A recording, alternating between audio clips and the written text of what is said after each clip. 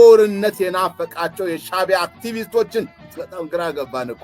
በተለይ አንድ ትልቅ ሰው ናቸው እውነቱን ለመናገር አረጋዊ ናቸው፣ እድሜያቸው ትልቅ ነው። ስማቸውን ፕሮፌሰር ምናምን ብሎ ነው የሚጀምረው። ያሉትን ሰምታችሁታል? የመሳይን ፈገግታ አሳያችሁልኝ። ቶሎ በገቡ ደስ ባለኝ ነበር። ወዴት? ወደ ጦርነት ወዳጆች።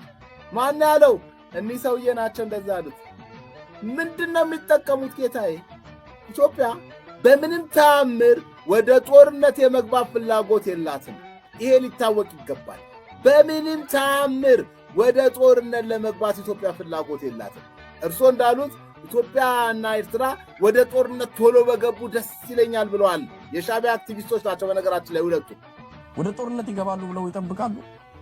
ቶሎ በገቡ ደስ ባለኝ ነበር። በጣም አሳፋሪ፣ የዓመቱ አሳፋሪ ንግግር። በነገራችን ላይ ታይትል ሰጥቶት የወጣው መሳይ ለዚህ እንትን ርዕስም ያደረገለት ይህንኑ ነው። ወደ ጦርነት ቶሎ በገቡ ደስ ይለኛል ብሎ ነው።